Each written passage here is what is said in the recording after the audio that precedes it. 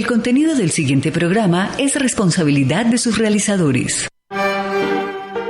La Pedagógica Radio presenta Tablas y Tableros.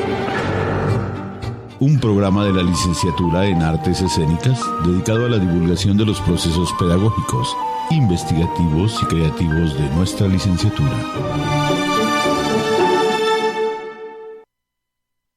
La luz de la lámpara en la ventana es el ojo de la casa.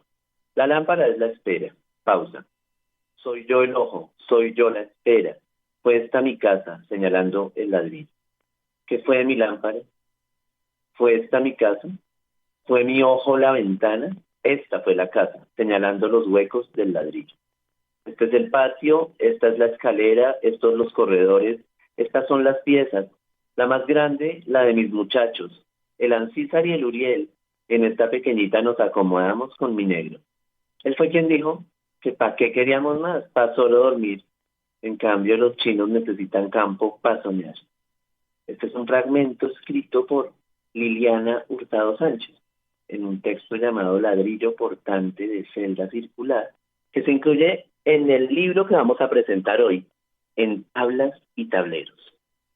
Como siempre, nos acompañan Alejandro Sepúlveda Castaño en la dirección, en las comunicaciones Laura Chávez, en la producción radiofónica Yolanda Barrantes y Diana Torres, y en el control máster Mario Alfonso Enríquez Romero. Recuerden que nos pueden escuchar a través de radio.upn.edu.co, los martes a las 4 p.m. y los viernes a las 11 a.m. Y en las plataformas iVoox, Deezer y Spotify. Les habla Alejandro Jaramillo Hoyos, docente de la licenciatura en Artes Escénicas de la Universidad Pedagógica Nacional. Ahora vamos con nuestra primera sección.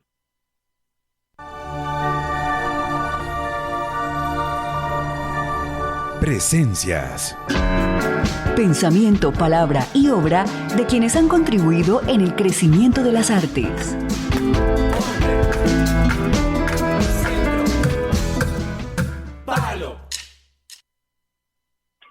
En esta emisión de Tablas y Tableros tenemos la presencia de la profesora Diana Rodríguez Bautista, quien trabaja en la licenciatura en Artes Escénicas de la Universidad Pedagógica Nacional. Bienvenida, Diana. Hola, Alejandro, y a todos los radioescuchas de Tablas y Tableros. Hola, Diana, un gusto tenerla acá para hablar de su libro, pero también para hablar de su formación, su trayectoria. ¿Hace cuánto está usted en la licenciatura en Artes Escénicas y qué ha hecho allí? Bueno, pues yo llegué a la licenciatura en Artes Escénicas en el año 2009, por invitación del decano del momento, el profesor José Domingo Garzón, a coordinar esta interesante apuesta de formación de docentes en el campo de las artes escénicas. Desde hace rato y pasó por la coordinación y bueno, nuestra licenciatura tiene un componente de investigación y una pretensión de formar no solamente en la educación y pedagogía en artes escénicas, sino en la investigación en esta área. ¿Qué ha pasado allí en estos años? Bueno, pues la licenciatura en Artes Escénicas ha tenido un tránsito interesante en las reflexiones sobre la investigación. Pues inicia, creo yo, como la mayoría de programas de formación en artes del país, con una mirada muy fuerte en la disciplina del teatro en ese momento y muy focalizada en la formación de actores y actrices. Entonces, también, digamos, como que en ese momento la investigación pasa como un momento que se centra en el trabajo de grado o en la reflexión sobre la creación, pero pues a lo largo de los años hemos ido transitando también por distintos momentos, distintas reflexiones que nos han llevado a entender también que esa mirada sobre las escénicas es en plural, efectivamente, además del teatro, otras disciplinas, llega el circo, llegan las artes vivas, las artes performativas, las artes de la calle, y se empieza a ampliar el espectro. Luego nos reflexionamos sobre la formación de formadores y cómo pues la investigación educativa entra también allí. Y bueno, en los últimos años hemos estado construyendo un interesante lugar que dialoga más allá de la disciplina específica y más allá del aula, y pues se piensa en los procesos formativos de niños, niñas, poblaciones, formadores, y bueno, ya vamos en la investigación educativa basada en artes.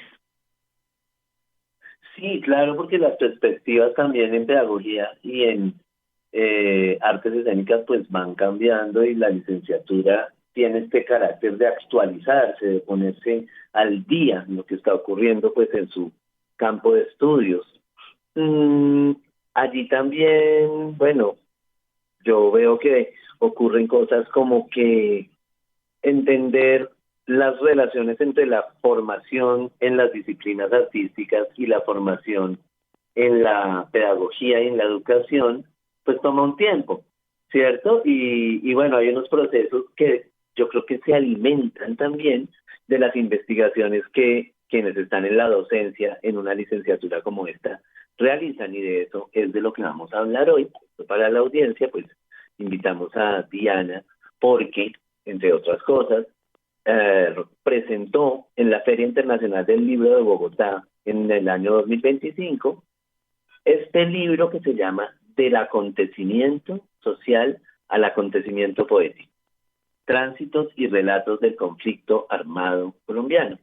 Y pues desde el título a mí me parece que hay algo que llama la atención, y es la relación entre artes escénicas y contar la historia. Y en el caso de esta investigación, contar la historia del conflicto armado colombiano.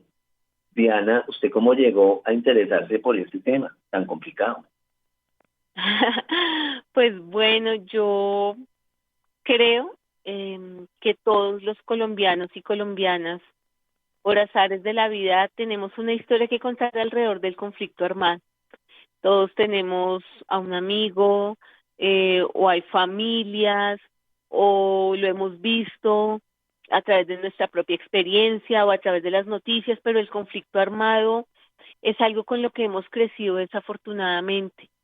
Y como hemos crecido con él, a veces se nos vuelve invisible.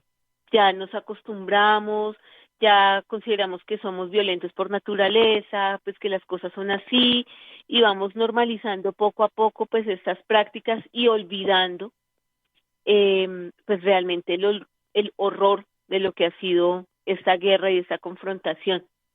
Entonces, pues yo creo que el interés nace precisamente de eso, de mi propia trayectoria de vida y de las distintas experiencias que he tenido como habitante de este país, como mujer, como artista, ahora como mamá, con respecto pues a esas memorias que se niegan a ser olvidadas. Y pues bueno, también ya desde desde los dispositivos poéticos, desde esa mirada sensible, yo creo que empieza también una curiosidad a cómo se narra esto, a desde dónde lo podemos hablar, y pues cuál es como nuestra responsabilidad histórica también en todo este proceso. Y en el título otra cosa que me llama la atención es la palabra acontecimiento, porque me parece que alude a esto que está diciendo, de que es la mirada de quienes hemos vivido en un país donde la historia de ese conflicto armado se entrelaza con nuestras historias familiares, personales, las historias locales, sí, como, pero que es en su perspectiva eso de un acontecimiento social que se vuelve un acontecimiento poético. Pues mira que cuando yo empiezo la investigación,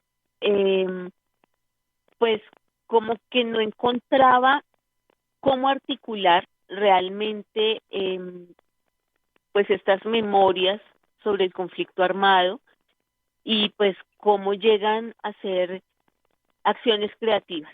Y entonces leyendo por un lado, leyendo por el otro, preguntándome, pues un día en un teatro me encuentro yo como con una feria del libro teatral y veo en el estante un título muy sugerente: Dramaturgia del acontecimiento social, del maestro Jorge Iván Grisales Cardona de la Universidad de Antioquia. Cuando yo veo ese título, yo digo, eureka. Es lo que acontece, es lo que hay, irrumpe en la vida cotidiana, lo que hace un acontecimiento social, ligado a la catástrofe, ligado al conflicto, ligado a la violencia, porque irrumpe con fuerza, destruye, desestructura. Pero también en el escenario ocurre. Cuando empecé a dialogar con amigos, amigas del campo del teatro, de cómo había llegado el conflicto armado a sus narrativas poéticas, siempre irrumpía, ¿sí? En un ensayo, en un sueño, en una frase, y eso detonaba también un acto creativo, una necesidad de decir, de poner en escena, de poetizar el horror. Entonces yo dije, perfecto, esto es el tránsito de un acontecimiento social que desestructura una sociedad y cómo llega al escenario también de manera impetuosa y se convierte en otro tipo de acontecimiento. Entonces, pues por ahí arrancó la reflexión de los acontecimientos sociales.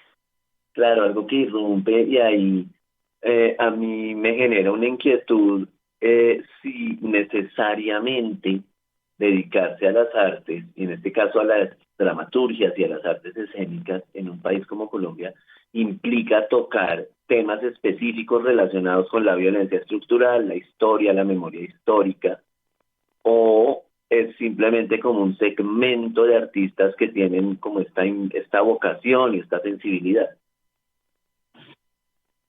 Pues mira que, volviendo a lo que reflexionaba al inicio sobre que hemos crecido en un país en el marco de un conflicto armado tan violento, tan duradero en el tiempo, degradándose y recomponiéndose cada momento, yo considero que es inevitable.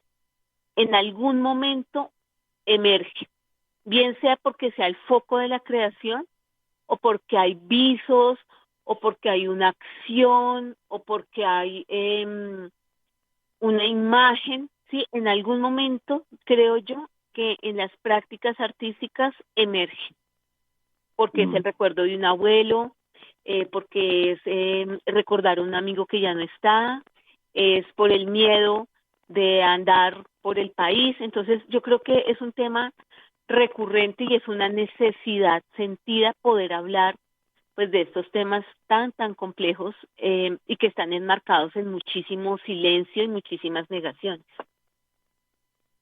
Bueno, y en la introducción del libro, siguiendo con este primer tema que yo le he planteado, se pregunta usted por qué diversos artistas deciden abordar el conflicto armado en sus creaciones. Eso ya lo contestó.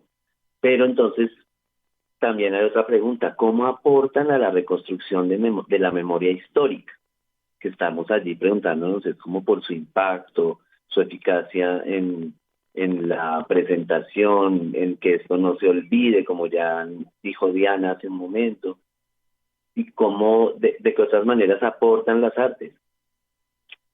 Sí, pues yo al principio tuve una tensión, digamos, conceptual entre la memoria histórica y las memorias, porque claro, hay una memoria histórica oficial, ¿sí?, que es la que se aparece en los manuales de texto escolares, por ejemplo, la que se encuentra en las búsquedas, en la web, en los libros, ¿sí?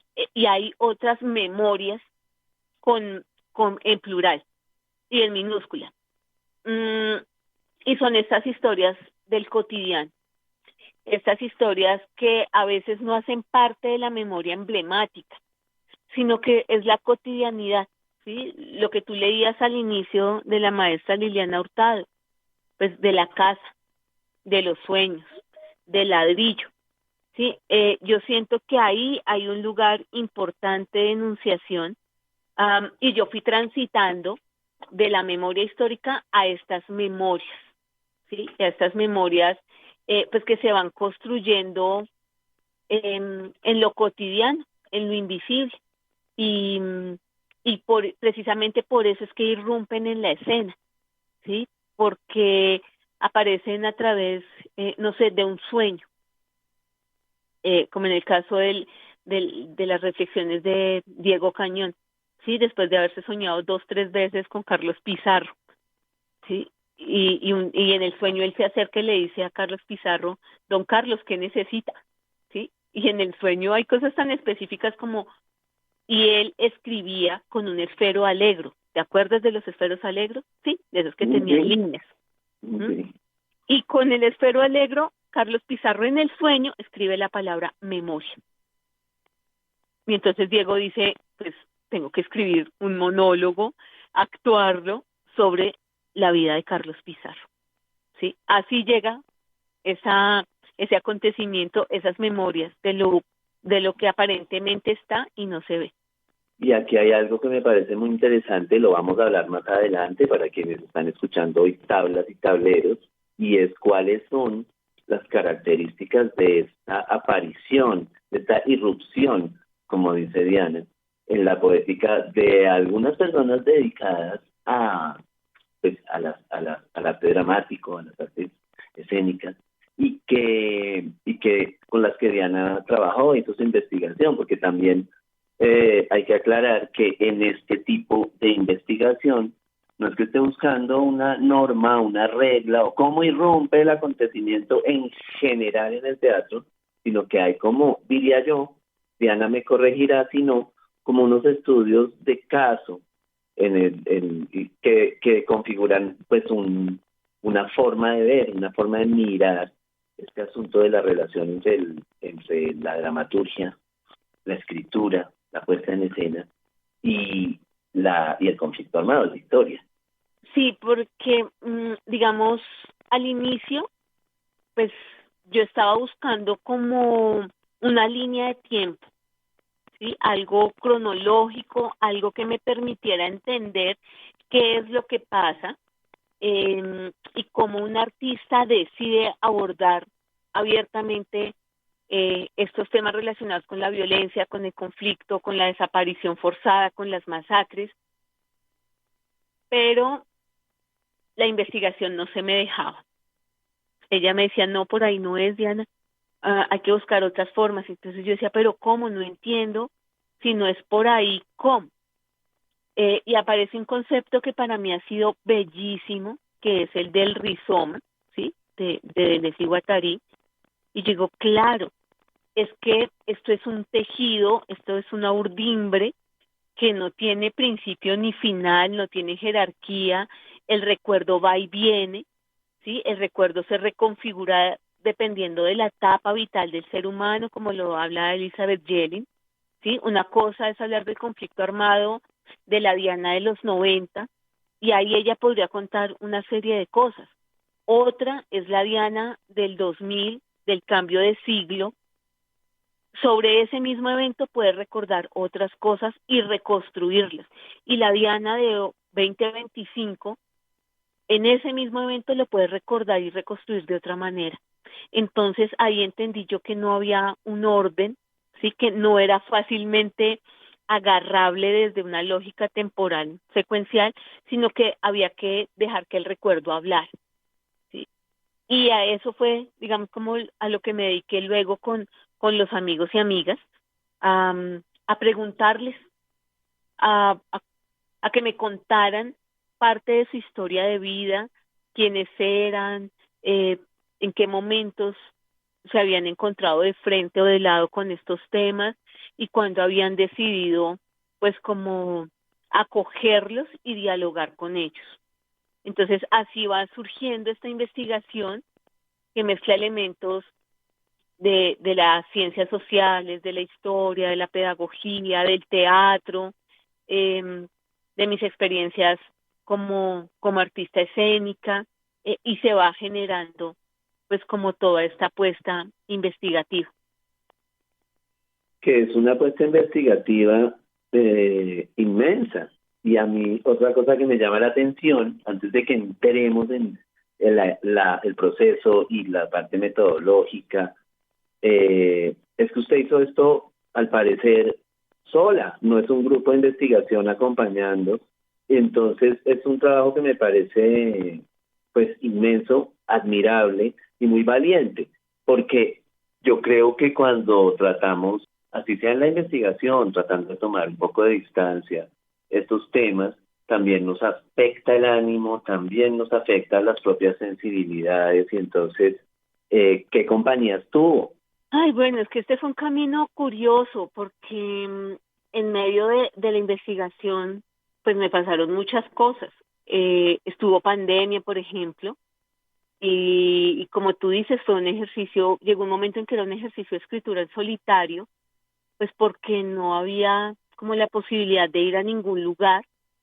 Entonces allí, digamos como que en ese momento ya había hecho las entrevistas, ya tenía todo ese material ahí.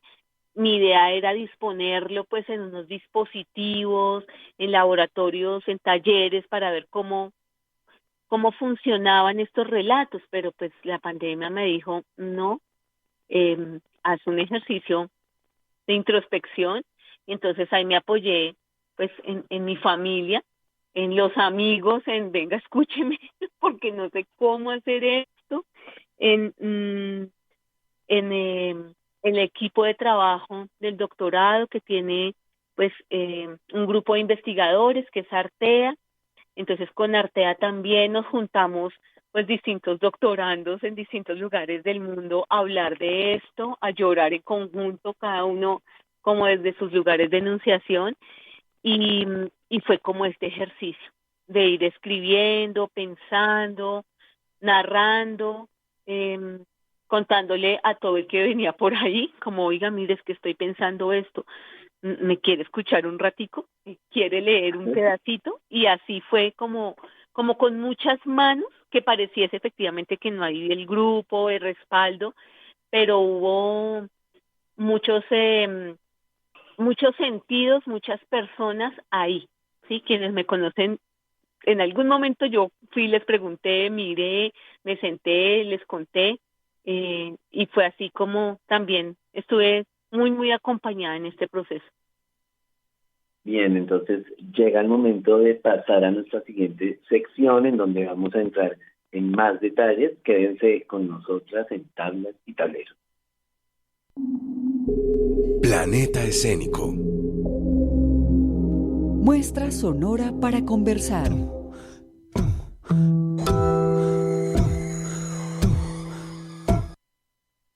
Seguimos en Tablas y Tableros conversando con Diana Rodríguez Bautista acerca de su investigación, que es una tesis doctoral, y también el libro que se llama Del acontecimiento social al acontecimiento poético, tránsitos y relatos del conflicto armado colombiano.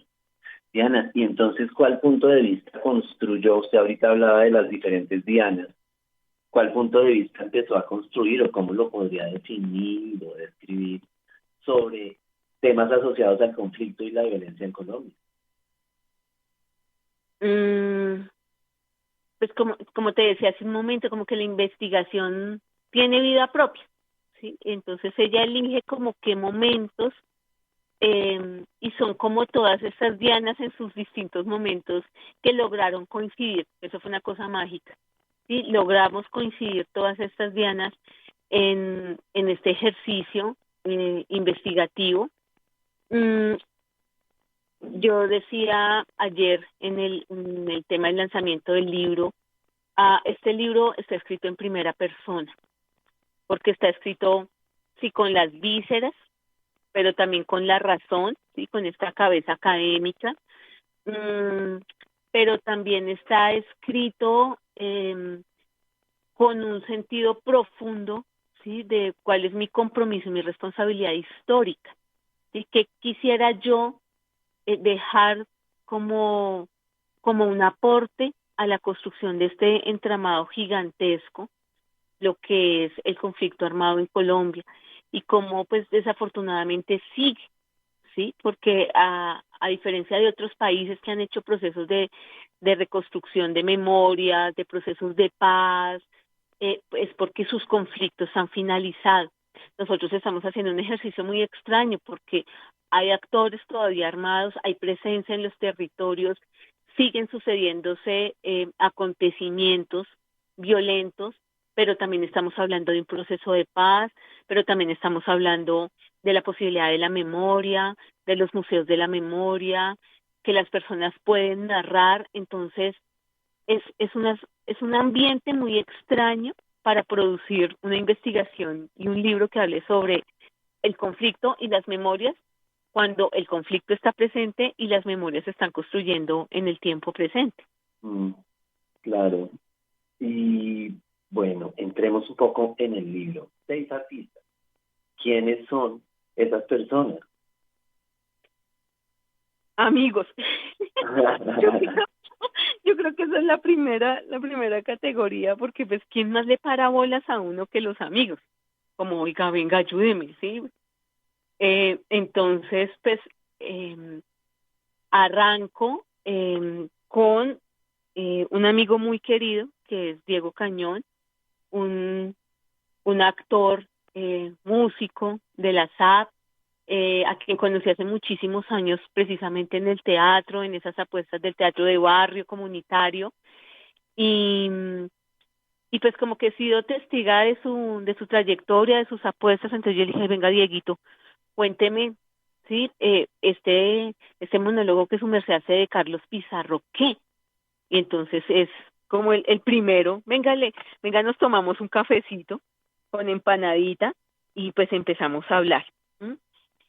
Luego digo, pero estaría como interesante ver la perspectiva de grupo de teatro, porque los grupos pues en este país, en esta ciudad, pues tienen unas formas bien curiosas, ¿sí? Son amigos, pelean, pero también gestionan proyectos, pero también montan, pero se dan toda la pelea por tener una sala. Entonces dije, bueno, el Teatro Experimental de Fontibón, ¿sí? Otros amigos que quiero muchísimo. Entonces les dije, bueno, vengan, sentémonos todos y hablemos un poquito de lo que ustedes han hecho. Y entonces ahí salió una obra que ellos tienen, inspirada y pues con el mismo nombre del poemario de María Mercedes Carranza, del Canto de las Moscas, que habla sobre las masacres en Colombia. Entonces ahí en una conversa pues fuimos, y después no suficiente con eso, yo dije, ay, venga, ¿y qué piensa un director? ¿Cómo es que un director se piensa un proceso de estos? Entonces dije, ya sé, venga, Fernando Montes, con el montaje de Quilele, ¿sí? Y cada vez que yo veía a Quilele, siempre terminaba llorando y así como profundamente conmovida. Yo decía, ¿qué es lo que pasa acá con Quilele? Pues bueno, miremos. Luego conocí en un evento en la Universidad de Caldas Manizales, un evento muy bonito que ellos tienen de investigación-creación, a la maestra Liliana Hurtado. Entonces yo la escuché porque estaba haciendo el lanzamiento precisamente de una apuesta dramatúrgica de 7 obras. Y entonces terminó, y cuando terminó la charla yo le dije, maestra, venga, le cuento esto, ¿qué piensa? Y allí, sin querer darme, digamos, sin la intención, yo dije, mire qué interesante la perspectiva femenina. Yo no la había contemplado. Y finalmente me encontré con otra amiga que está muy loca, pero que es muy, muy querida, que es Paola Guarnizo, de Teatro Estudio Alcaraván, que había escrito una obra que se llama La Caída de las Águilas, sobre la masacre del Salado. Entonces, también era pues su primera obra escrita, era la primera vez que dirigía. Entonces yo decía, no, esto es maravilloso, y así los fui capturando uno a uno, preguntándoles muchas cosas, y luego ya con ese material yo dije, bueno, ¿y ahora qué hago con esto? Y bueno, antes de que siga, Diana, escuchemos la voz de Paola Guarnizo, hablando de este tema de cómo mezcla su vida con la creación de la historia. Todavía no era como tan consciente hasta cuando encontré la necesidad infinita la tuve, llegó a mí, sí, la necesidad de comenzar a hablar de mi voz.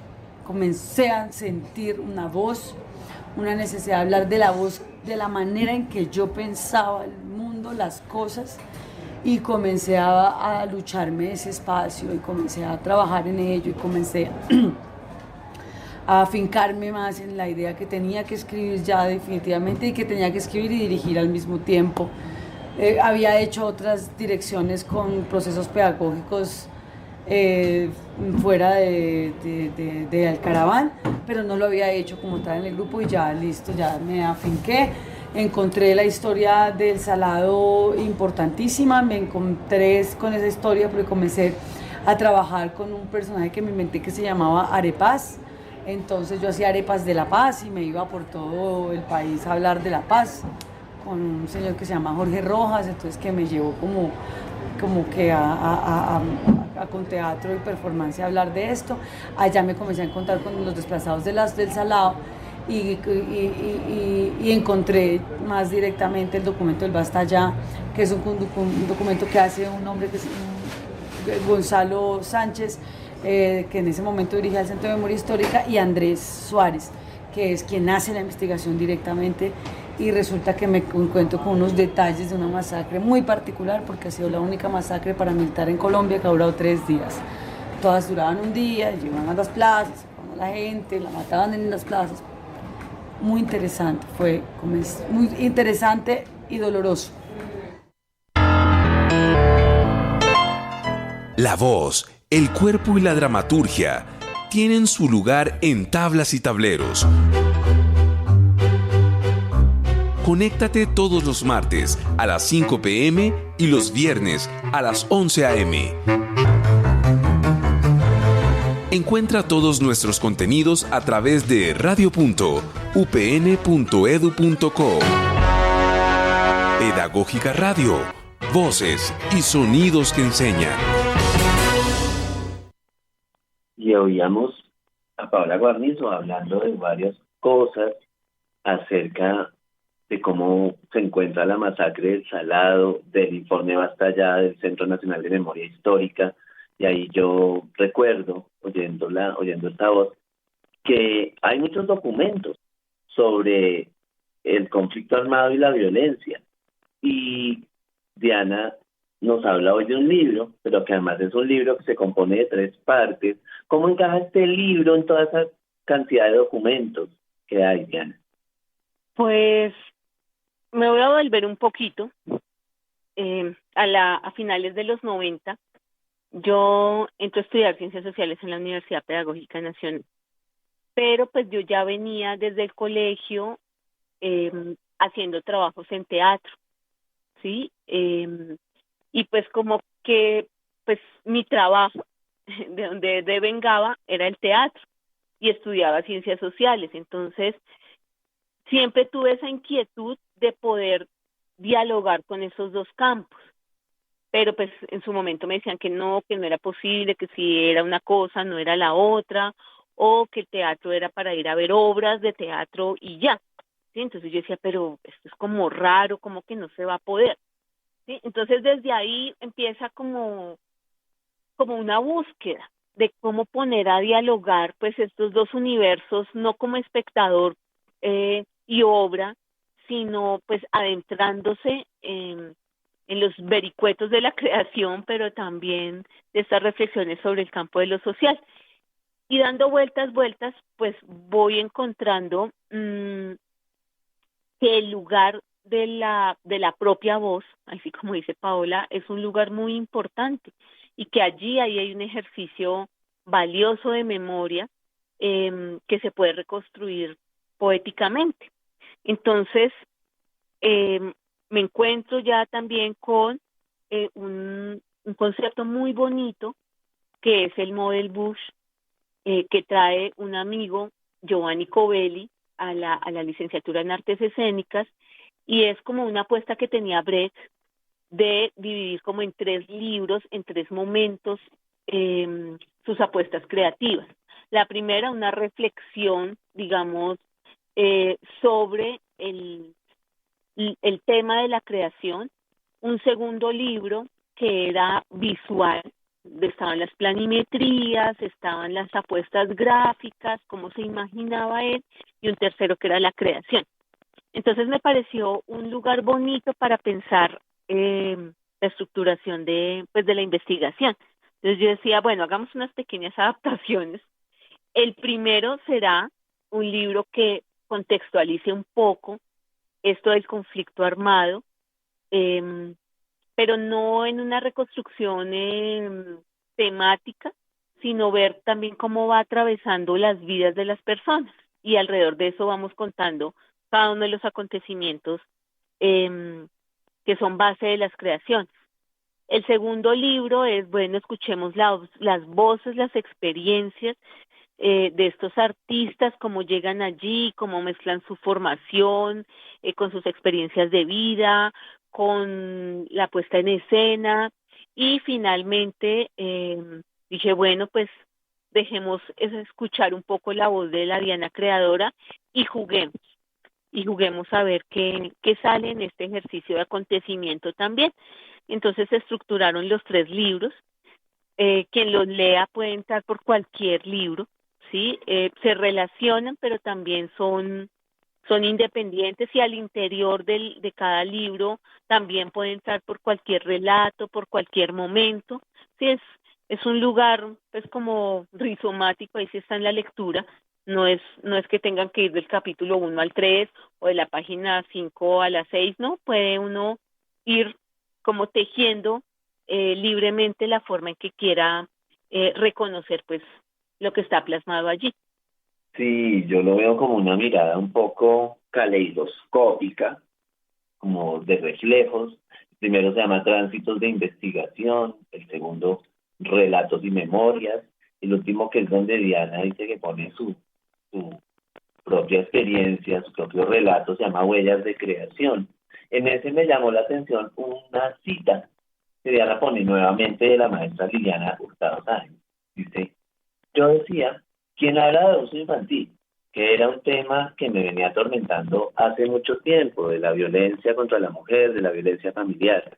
Una cantidad de temas, y todo esto revuelto con las mismas temáticas del conflicto armado en Colombia. Porque el conflicto armado colombiano, en el conflicto armado siempre está la mujer como territorio de dolor, como un trofeo de guerra. Siempre hemos estado en el conflicto, nunca nos nombra nadie, nunca habla alguien por nosotras.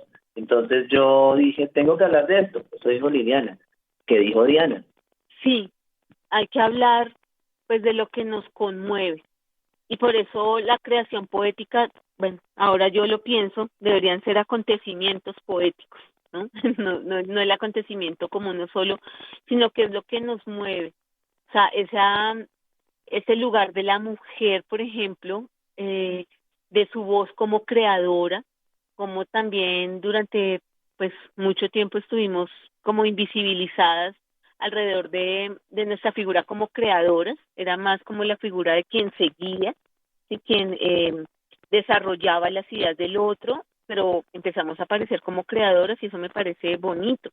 Se empieza a aparecer el lugar de la escritura, ¿no? Y porque yo no puedo escribir, ¿sí? En la academia siempre hay como un lugar de la escritura como si fuera privilegiado, y como si solamente un grupo de personas fuera la que tuviera el derecho de la escritura. Y pues resulta que no, todos podemos escribir. O incluso si se tiene o no formación en las artes escénicas y hay ese impulso de poder decir algo en términos poéticos, ¿por qué no hacerlo? ¿Sí? Entonces, como que a partir de estos relatos y estas voces yo dije, pues sí, vale la pena como mirarla pues como desde muchas formas. Me encontré un término, bueno, 2, pero empiezo por uno, que quisiera que nos aclare o que nos diga que es cómo los entiende usted. El uno es horizontes de sentido.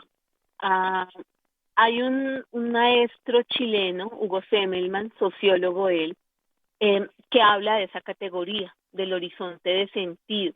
Y es como hacia dónde nos dirigimos, y ese hacia dónde nos dirigimos está enmarcado por lo que cada sujeto también construye como eso que le da el impulso para seguir, ¿sí? Entonces, ese horizonte de sentido, pues como que yo lo traje a colación, y es uno como de los, digo yo, dibujitos, ¿sí? Que están en el libro, y es como, pues, ¿Usted de dónde viene? ¿Qué estudió? ¿Qué hizo? Hola, ¿cómo fue que llegó al teatro? ¿Se reconcilió? ¿Se peleó con él? ¿Cómo llega a la creación? Y entonces el horizonte de sentido es como eso, como ese impulso para mirar pues hacia la construcción de un sentido precisamente de la vida. Y lo otro que quiero resaltar es que en la investigación usted se construye su propia metodología, obviamente basada en otras cosas. Usted la denomina art biografía y con esa cuenta las experiencias y trayectorias de estas 6 personas artistas donde también está incluida usted. ¿Cómo es eso la art biografía? No sé si lo dije bien. Sí, es que en ese momento estábamos en un boom en la LAE, en la licenciatura en Artes Escénicas, sobre la investigación-creación, y como la investigación-creación no es una metodología en sí misma, sino es un campo amplísimo de investigación. Entonces, estábamos en la época de hablar, por ejemplo, de la IACA, que era la investigación, acción, creación, y pues como otros experimentos. Entonces yo dije, pues bueno, venga, a ver también, inventémonos una, a ver qué pasa, ¿sí? Y pues empecé como a escuchar como estos elementos de la investigación de las ciencias sociales desde perspectivas críticas, en la cual yo fui formada pues, con el maestro Alfonso Torres, y yo decía, bueno, por acá hay esas resonancias, pues Hugo Semmelmann, y ya luego apareciendo en 2 mujeres muy bellas que son Elizabeth Yellin y Leonora Arfush, 2 investigadoras argentinas que abordan temas de memorias, y como mi mirada particular sobre la importancia de escuchar las voces y hablar en primera persona. Y ahí yo me fui inventando cosas. Sí, o sea, como que la investigación, la perspectiva metodológica no fue un punto de partida, sino fue de llegar. Cuando yo terminé de escribir fue que apareció la biografía o el arte biográfico, porque después encontré otra metodología que es la artografía. Entonces sonaba como parecido, pues ya la había escrito la tesis, pues ya que, pero fue eso, como ese impulso también creativo a poder decir, pues nombremos, miremos, generemos unas rutas y después veamos si eso efectivamente funcionaría para desarrollar otras investigaciones. Diana, me gustaría profundizar más en muchos temas que yo encuentro en su investigación, en su libro, pero nos va a tocar en otra oportunidad porque se nos acaba el tiempo hoy en Tablas y Tableros. Espero que podamos llevar estos temas, estos conceptos, esta experiencia a la Facultad de Bellas Artes de la Universidad Pedagógica, porque creo que el diálogo se debe seguir alimentando y fomentando. Nos faltó hablar un poco de la experiencia de lanzamiento en la Feria Internacional del Libro, nos faltó hablar de otros temas, de cómo aplicar esto en las licenciaturas. Lo dejamos como para una próxima y también dejamos pensando a quienes escucharon hoy Tablas y Tableros en este tema, y ojalá podamos hacer una gran red conversacional sobre temas tan importantes como la relación entre las artes escénicas, los acontecimientos sociales y los acontecimientos poéticos. Por hoy, esto fue Tablas y Tableros, el programa de la licenciatura en Artes Escénicas de la Universidad Pedagógica Nacional. Les hablamos Alejandro Jaramillo Hoyos y mi invitada Diana Marcela Rodríguez Bautista. Contamos con Alejandro Sepúlveda Castaño en la dirección, en las comunicaciones Laura Chávez, en la producción radiofónica Yolanda Barrantes y Diana Torres, y en el control máster Mario Alfonso Enríquez Romero. No olviden que nos pueden escuchar a través de radio.upn.edu. Este programa es parte de los contenidos educomunicativos de la Pedagógica Radio, disponibles para ti al aire y en formato podcast a través de radio.upn.edu.co. Quédate con las voces y los sonidos que enseñan de la Pedagógica Radio. Universidad Pedagógica Nacional. 70 años siendo la educadora de educadores.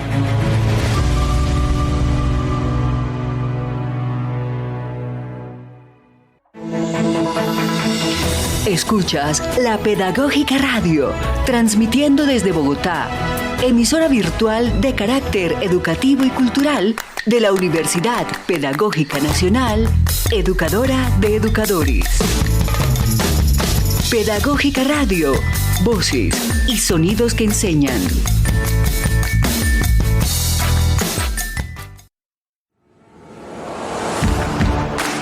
Desde Bogotá escuchas La Pedagógica Radio, emisora educativa y cultural de la Universidad Pedagógica Nacional.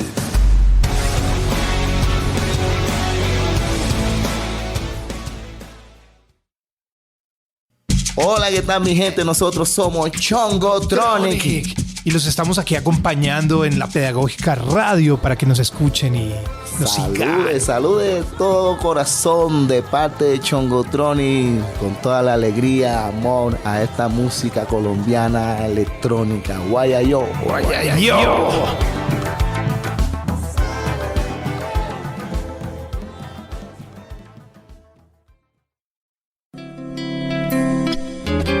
Mario Benedetti, 1920-2009, escritor, poeta, dramaturgo y periodista uruguayo, integrante de la generación del 45.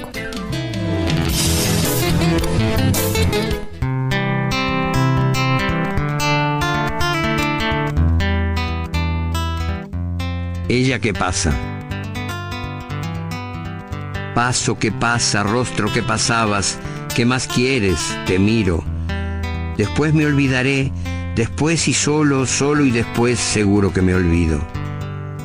Paso que pasas, rostro que pasabas, ¿qué más quieres? Te quiero solo 2 o 3 minutos, para quererte más no tengo tiempo.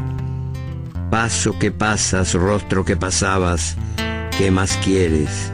Ay no me tientes, que si nos tentamos no nos podremos olvidar. Adiós.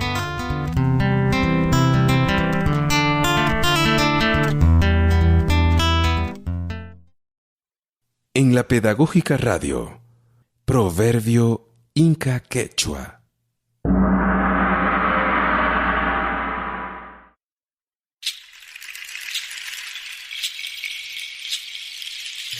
¿No tiene sentido realizar la danza de la lluvia cuando no apreciamos el valor del agua?